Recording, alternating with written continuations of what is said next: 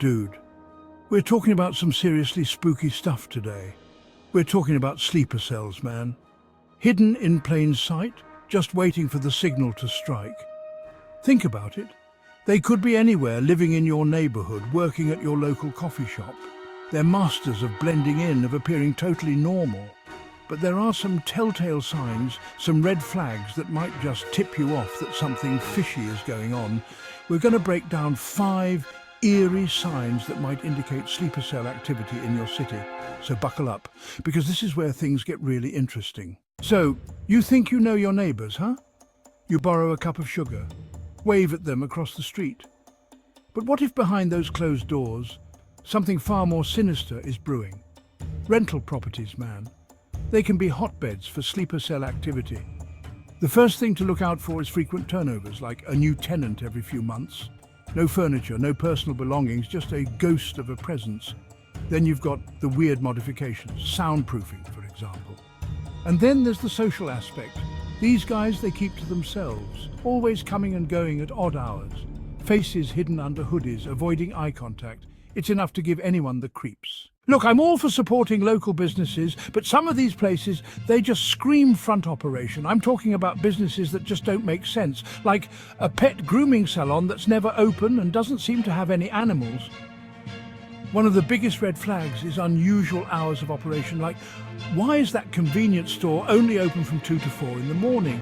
Another thing to watch out for is the financial aspect. Businesses move in a lot of money, but their customer base doesn't seem to add up. Like that little antique shop with the dusty furniture, suddenly they're pulling in tens of thousands of dollars a week. Where's all that cash coming from? And where's it going? These phantom businesses, they're not just harmless curiosities. They could be funneling money to terrorist organizations, providing safe houses for operatives, or even stockpiling weapons. Unusual purchases decoding the shopping list of a sleeper cell. You ever walk down the street and see something that makes you do a double take? Like, why is that guy buying 20 bags of fertilizer at 3 in the morning? We're talking about bulk purchases of things that just don't seem to go together. Fertilizer, for example, is a key ingredient in homemade explosives. Electronics can be used to build detonators or jamming devices. Another red flag is a sudden influx of cash transactions, especially for large purchases. And let's not forget about international packages. Sleeper cells often rely on networks of operatives in other countries to supply them with weapons, explosives, and other materials. So if you notice a sudden increase in packages coming from certain regions known for terrorist activity, it might be time to alert the authorities. Disguised communication, cracking the code of silence.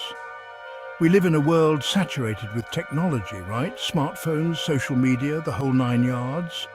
These tools have made our lives easier, but also given sleeper cells new ways to communicate. Encrypted messaging apps, coded messages, dead drops. Public Wi-Fi is a common tactic. Public networks are insecure, making it easy to cover tracks. Social media is a breeding ground for covert communication. Coded messages hidden in plain sight, disguised as song lyrics, memes. And then there are the dead drops, leaving messages or packages in predetermined locations. It's a way to communicate without meeting face to face. It's like something out of a spy novel, man. Out-of-place individuals, profiling the unseen enemy. Profiling is sensitive, but for national security, trust your gut. A sudden population shift is a red flag. Young, military-aged men moving into a quiet neighborhood can be concerning. Why does a pizza delivery guy have a PhD in chemical engineering? Late-night meetings can be suspicious. It might be nothing, but better to be cautious. So, there you have it, folks. 5 eerie signs that might indicate sleeper cell activity in your city. Now, I'm not saying that every time you see something a little off, it means there's a terrorist plot afoot. But it's important to be aware of your surroundings, to trust your gut, and to report anything suspicious to the authorities. Remember, knowledge is power. The more you know about the tactics and techniques used by sleeper cells, the better equipped you'll be to spot them and report them to the authorities. We all have a role to play in keeping our communities safe. Stay vigilant, stay safe, and as always, keep it real. Stay safe, stay aware.